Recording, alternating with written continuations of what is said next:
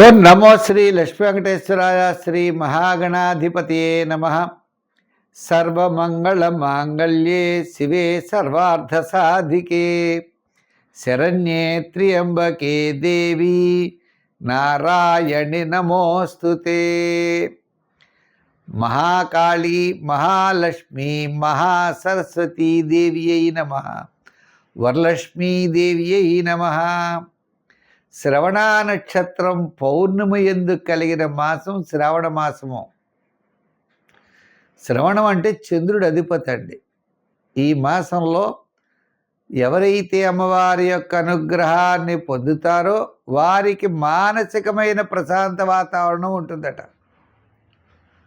ఈ శ్రావణ మాసంలో మనం 16 నుండి 22వ తేదీ వరకు ఉన్నటువంటి గ్రహాల యొక్క పరిస్థితిని అనుసరించి మనం రాశి ఫలాలు తెలుసుకుందాం. మరి ఈ 16వ తారీఖు ఆదివారం నాగ చతుర్థి అయింది. ఆవేళ నాగేంద్రుడిని కొలవాలి అట. నాగ చతుర్థి. సంతానం లేనివారు, ఆర్థిక ఇబ్బందులు పడేవారు, రుణబాధలు పడేవారు ఆ స్వామిని కొలవాలి అన్నారు. సుబ్రహ్మణ్య స్వామిని. నాగ చతుర్థి అనేది షణ్ణాం మాతృణాం అపత్యం పుమాన్ షాణ్మాతుర. 6 తల్లుల చేత పెంచబడ్డాట స్వామి. అంచేత నాగేంద్రుడు అంటే ఎవరనుకున్నారు? విష్ణుమూర్తి యొక్క ఆయన ఆదిశేషువు. ఆయన పడక ఆదిశేషువు మీద నిద్రించేటువంటి స్వామి విష్ణుమూర్తి. అటువంటి నాగేంద్రుడి యొక్క ఆరాధన ద్వారా, ఆ సుబ్రహ్మణ్య స్వామిని ఆరాధించడం ద్వారా మనం విశేషమైన ఫలితాలు పొందుతాము.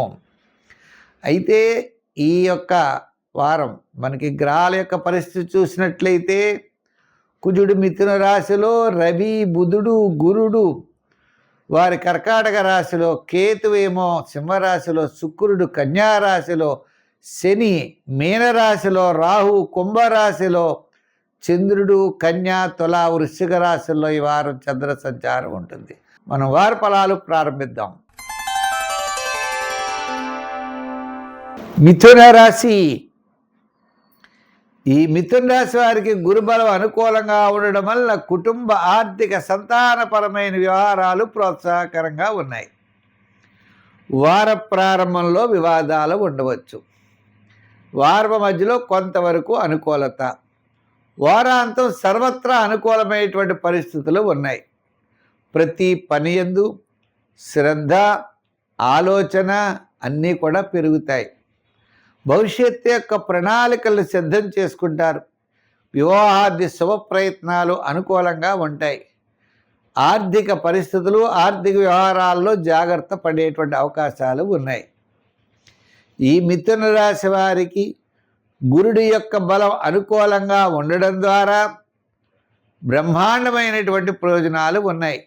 అయితే ఈ గురుడి యొక్క బలంతో పాటు రవి తృతీయ స్థానంలోనూ, బుధుడు ద్వితీయ స్థానంలో ఉన్నాడు. ఈ బుధగ్రహం ద్వితీయ స్థానంలో ఉండడం వల్ల మీ క్యాలిక్యులేషన్స్ ఒకటి చాలా అనుకూలమైన వాతావరణంలో ఉంటుంది.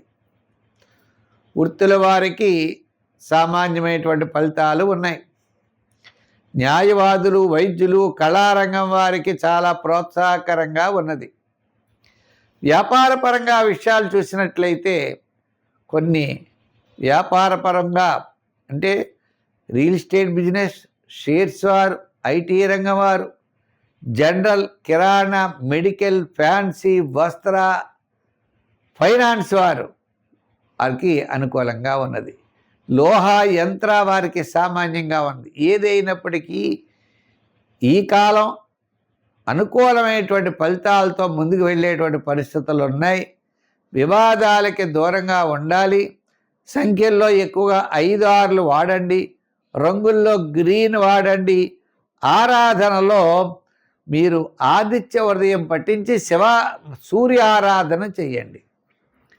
ప్రతిరోజు సూర్యుడు ఉదయించే సమయానికి తప్పనిసరిగా అర్ఘ్యం ఇవ్వడం చాలా మంచిది. లేదా నమస్కారాలు చేయడం చాలా మంచిది. ప్రతిరోజు కూడా ఆదిత్య హృదయాన్ని పఠించండి. ఓం భాస్కరాయ నమః అనే సూర్య మంత్రాన్ని చదువుకోండి. ఓం భాస్కరాయ నమః అని చదవండి.